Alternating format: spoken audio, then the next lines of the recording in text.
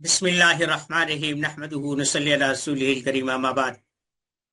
سات طب کالج کی طرف سے ویڈیو اور اسباق کا سلسلہ کچھ دنوں سے رکا ہوا تھا۔ غالب نے کہا تھا ہوئی کچھ تاخیر تو باعث تاخیر بھی تھا۔ کچھ طبیعت اس طرف متوجہ نہیں ہو رہی تھی، کچھ معاملات ایسے تھے۔ بہرحال یہ سلسلہ 1.5-2 ماہ سے رکا ہوا ہے۔ آج کچھ طبیعت میں انبساط تھا اور رجوع تھا، ہم آپ کے سامنے حاضر ہو گئے۔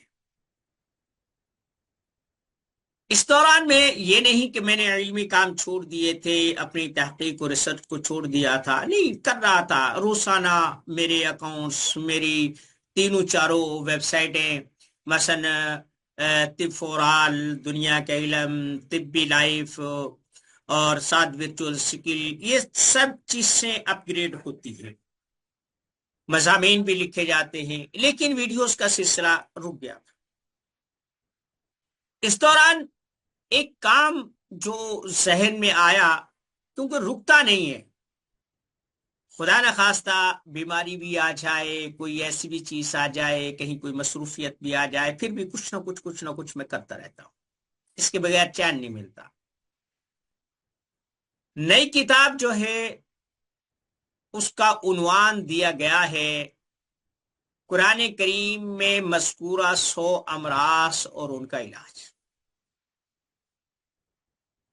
اس کو ہم نے حصوں میں تقسیم کیا ہے۔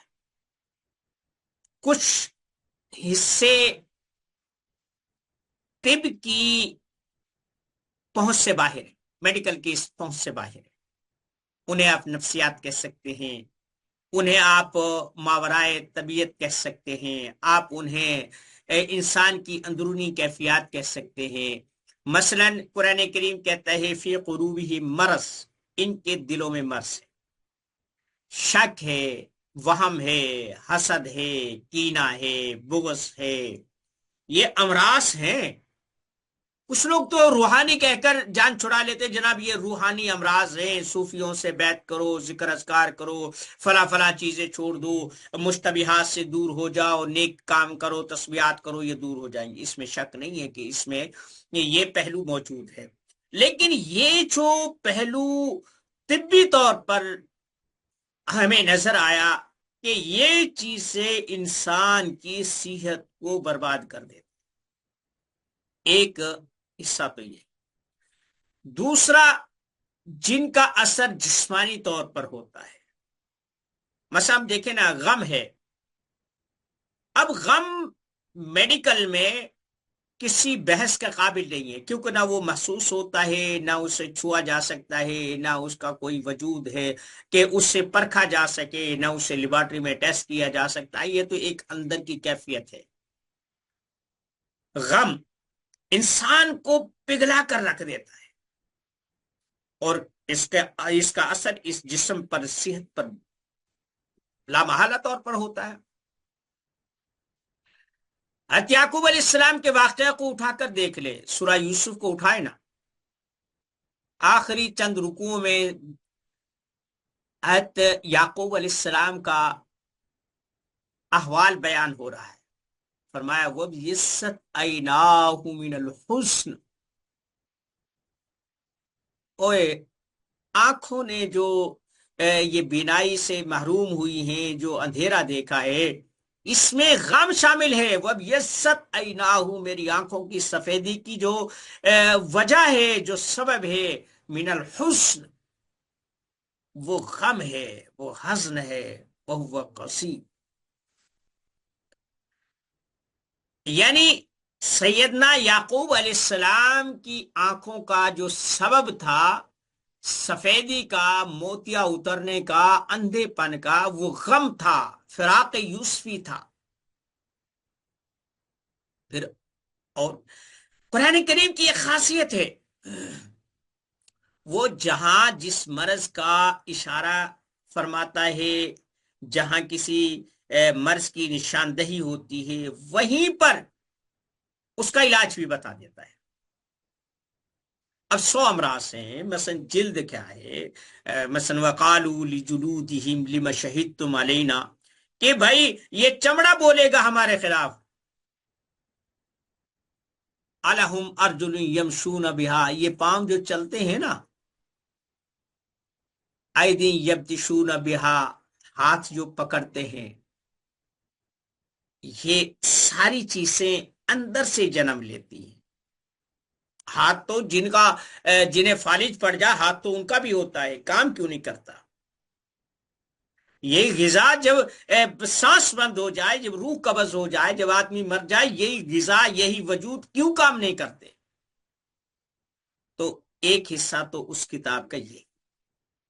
دوسرا جو مرض ظاہری طور پر ہے، مثلا دل کے امراض ہیں، جگر کے امراض ہیں، اور بانجھ پن ہے، اسی طریقے سے اور بہت ساری چیزیں ہیں۔ تو جو سوچ اور نفسیات ہے، یہ انسانی صحت پر گہرا اثر ڈالتی ہے۔ جو رات دن غم و فکر اور ادھیڑ بن میں لگے رہتے ہیں، ان کی نہ تو صحت اچھی رہتی ہے، نہ ان کی سوچ اچھی رہتی ہے۔ اور جو لوگ ہر چیز کو کرتے ہیں، مثلا حدیث پاک میں آتا ہے کہ لا حول ولا قوت الا باللہ، یہ 99 یعنی 99 امراض کی دوا ہے، علاج ہے، حل ہے۔ اور کہا کہ آخری جو بیماری ہے نا وہ غم و حزن ہے۔ قرآن بھی اسے مرض کہہ رہا ہے، حدیث بھی کہہ رہی ہے کہ لا حول ولا قوت 99 امراض کی دوا ہے، اور سب سے کم درجے کا غم و حزن ہے، یعنی جو انسان کو گھلا دیتا ہے، نعمتیں بے مزہ ہو جاتی ہیں، زندگی بے کیف ہو جاتی ہے۔ کہا کہ یہ جو لا حول ہے نا، اس سے نجات دیتا ہے۔ ایک چیز اور بھی سمجھ میں آئی، حدیث میں، قرآن کریم میں جن امراض کو مرض کہا گیا ہے، یا جن چیزوں کی نشاندہی کی گئی ہے، یا جو دعائیں اور دوائیں بتائی گئی ہیں، اللہ جانتا ہے انسان کی صحت اور انسان کی جسم سے ان کا اتنا گہرا تعلق ہے کہ اگر کوئی اپنے الفاظ میں جو چاہے بیان کرے، لیکن سچی بات یہ ہے کہ وہ چیز سے انسان کو وہاں پر اثر انداز ہوتی ہیں جہاں انسان کی عقل کام کرنا چھوڑ جاتی۔ رہی دعا، ذکر اذکار، تسبیحات، تلاوت، یہ بے شمار فوائد ہیں، لیکن صرف انہی بنیاد پر کہ کسی کو خدا نخواستہ کینسر ہو گیا، نکسیر چھوٹ گئی، تلی بڑھ گئی، کسی کا جگر خراب ہو گیا، کسی کو سلسلہ البول کی بیماری آ گئی، کسی کو رتوندا آنا شروع ہو گیا، کسی کو مرگی پڑنا شروع ہو گئی، کسی کا کان بہنا شروع ہو گیا۔ اب یہ نہیں ہے کہ ہر ایک کو جو ہے نا وہ تعویذ لکھ کر اس کے گلے میں ڈالتے، نہیں بھائی، اس کا ایک سبب ہے۔ ایک میں آپ کو اور تجربے کی بات بتا، جو لوگ جنات اور جادو کے شکار ہوتے ہیں، ان کے جسموں میں یہ چیزیں اس طرح اثر انداز ہوتی ہیں کہ گویا کہ اس کا حصہ ہے۔ ہمارے جسم کائنات کا بہت بڑا ٹائمر ہے، اس میں اللہ نے بے پناہ صلاحیتیں رکھی، اسے آپ جس انداز میں ڈھالو گے ڈھل جائے گا۔ آپ مثلا سردیوں میں جس قسم کے ہم سردی برداشت کر سکتے ہیں اسی قسم کا ہم لباس لیتے ہیں، گرمی جس قدر برداشت کرتے ہیں اسی قدر۔ آپ جنگل میں رہ لیں، دیہات میں رہ لیں، آپ کا جسم اس کا کچھ عرصے کے بعد عادی ہو جائے گا۔ آپ وہاں سے اٹھ کر شہر میں آ جائیں تو جو یہاں کی سہولیات ہے ان کا عادی ہو جائے گا۔ آپ جو غذا خوراک کھاتے ہیں یہ اسی کو طلب کرنے لگ جائے گا، حتیٰ کہ یہ ایک ایسی عجیب سی گہری چیز ہے کہ آپ اسے زہر کھلانا شروع کر دے، ایک وقت آئے گا کہ زہر کی بھی طلب کرنا شروع کر دے گا۔ افیون، بھنگ، گانجا، شیشہ، ہیروئن وغیرہ وغیرہ یہ زہر ہیں۔ جتنی مقدار میں ایک نشئی یہ نشے استعمال کرتا ہے، صحت مند انسان کے لیے وہ زہر قاتل ہوتے ہیں۔ تو یہ جو کتاب ہم نے ترتیب دی ہے اس وقفے میں، یہ طالب علموں کے لیے ہم اپنی ویب سائٹ پر مفت میں مہیا کر دیں گے۔ اپنے ویب سائٹ اور واٹس ایپ گروپس پر، تینوں چاروں ویب سائٹوں پر یہ دستیاب ہوگی۔ اسے آپ صرف نسخوں کی کتاب نہ سمجھیں، بلکہ ایک ایسی چیز سمجھیں کہ اس سے ہم روحانی طور پر اس میں ڈوب کر، مثلا آپ دیکھیں نا دو انبیاء علیہ السلام ایسے ہیں کہ جنہیں بڑھاپے میں اولاد ملی۔ طب جو بحث کرتی ہے وہ یہ کہتی ہے کہ 40 سال کے بعد خواتین کے جو ہارمونس ہوتے ہیں ان کا جو جسمانی نظام ہوتا ہے معطل ہونا شروع ہو جاتا ہے، اور کچھ عرصہ کے بعد ان کے جو ماہانہ نظام کا سلسلہ ہے یہ رک جاتا ہے۔ اسے ایک وقت کے بعد یعنی وہ جو خون آتا ہے وہ بند ہو جاتا ہے۔ اس کے بعد جب یہ چیز بند ہو جائے تو اولاد کی پیدائش آٹومیٹکلی ختم ہو جاتی ہے۔ ایک قدرت کا ایک نظام ہے۔ سیدنا زکریا علیہ السلام اور بابا ابراہیم علیہ السلام، ان دو کو بڑھاپے میں اولاد ملی۔ ان کا عجیب آ گیا۔ حضرت زکریا علیہ السلام دعا کرتے ہیں، سورہ مریم اٹھا کر دیکھیں۔ اعوذ باللہ من الشیطان الرجیم، بسم اللہ الرحمن الرحیم۔ وَاسْتَعْلَى الرَّأْسُ شَيْبًا، میری یہ جو بال ہے نا سفید ہو گئے ہیں، ان میں شعلہ بھڑک اٹھا ہے سفیدی کا۔ اب میں اپنے بھائی بندوں سے بھی ڈرتا ہوں، خفت الموالیہ، لیکن میری خواہش ہے کہ مجھے ایک بیٹا دے، یرثنی و یرث من آل یعقوب، جو میرا اور آل یعقوب کا وارث ہو۔ وہ دعا مانگ رہا، اور پھر کہا کہ میں جب بھی دعا مانگتا ہوں میں محروم نہیں رہتا۔ دوسری طرف ابراہیم علیہ السلام، انہوں نے مانگا ہوگا لیکن قرآن کریم میں اس کا ذکر نہیں ہے۔ سیدنا لوط علیہ السلام کی بستی کو تہس نہس کرنے کے لیے جن فرشتوں کو مامور کیا گیا تھا وہ پہلے سیدنا ابراہیم علیہ السلام کے مہمان بنے۔ یہ سورہ زاریات میں بھی ہے اور 12ویں پارے میں بھی ہے ان کا واقعہ۔ بابا ابراہیم علیہ السلام مہمان نواز تھے، فرمایا بعجل حمید، کہ یہ جو بچڑا بھون کر لا رکھا ان کے سامنے، کہا کہ کھاؤ۔ لیکن فرشتے کہاں سے کھائیں؟ اب وہ کسی کا ہاتھ ادھر جا رہا ہے، کسی کا ادھر جا رہا ہے، اب منہ کی طرف جائے، ان کی تو خوراک کچھ اور ہے، ہماری کچھ اور ہے، ہر مخلوق کی اپنی اپنی ہے، تو وہ نہیں کھا رہے۔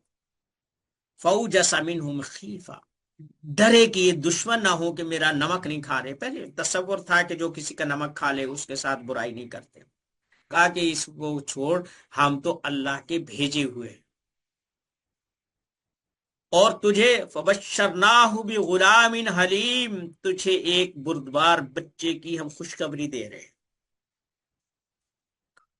تو مائی صاحبہ وہاں کھڑی تھی، تو وہ کہنے لگے فسقت وجہہا قالت عجوز، کہ چہرہ پیٹ لیا جیسا عورتیں پیٹتی ہیں نا، وہ میں بڑھیا ہو کر بچہ جنوں گی، عجوز عقیم، جو ہر طرح سے بانجھ ہو چکی ہے وہ بچہ جنوں گی۔ اور اسی طریقے سے سیدنا زکریا علیہ السلام، یہ 13ویں پارے میں ہے کہ فرمایا کہ وَأَصْلَحْنَا لَهُ زَوْجَهُ، ہم نے اس کی گھر والی کو اس کے لیے ٹھیک کر دیا۔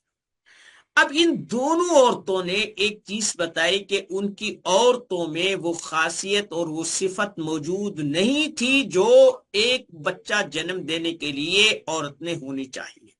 ایک نے کہا تھا عجوز کی میں بڑھیا ہو گئی ہوں، اب بچہ جننے کی عمر ختم ہو گئی ہے۔ دوسری کے بارے میں کہا کہ وَأَصْلَحْنَا لَهُ زَوْجًا، جو عورت کی نسوانیت میں فرق آ گیا تھا ہم نے اسے ٹھیک کر دیا۔ یعنی مرد جو ہے وہ 100 سال کی عمر کو بھی پہنچ جائے اس قابل ہوتا ہے کہ وہ اولاد کو جنم دینے کا سبب بن سکے، لیکن عورتوں کی ایک ڈھلتی عمر کے ساتھ یہ ہوتا ہے کہ انہیں اس چیز سے، تو یہ چیزیں ہم نے وہاں بیان کی۔ پھر آگے آپ چلے جائیں اور آگے چلے جائیں، قرآن کریم ایک ایسی کتاب ہے، آدمی اس چیز کو جس انداز میں، جس رخ سے، جس زاویے سے یا جس مقصد کے لیے پڑھتا ہے، ایسا لگتا ہے کہ یہ قرآن آیا ہی اسی لیے۔ ہم طبیب ہیں، طب سے تعلق ہے، ہمارے ملنے والے، بیٹھنے والے، پڑھنے والے بھی طبیب ہی ہیں، طب سے تعلق رکھتے ہیں۔ ہمیں ایسا محسوس ہوتا ہے کہ یار یہ جو قرآن ہے نا، یہ ہمیں ہی مخاطب کر رہا ہے۔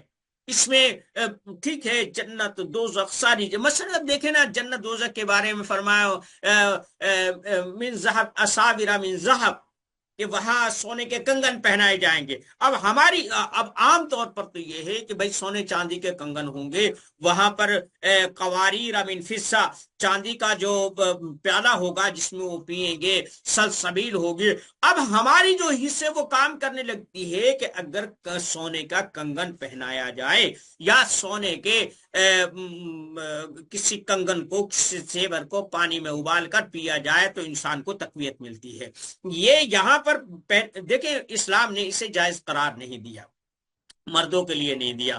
تو یہ جب یہاں ہوتا ہے تو یہاں یہ رگڑ کھاتا ہے، اور رگڑ کھاتا ہے تو یہ خون میں اس کا حصہ شامل ہوتا ہے جو قوت مردمی کو بڑھوتری دیتا ہے۔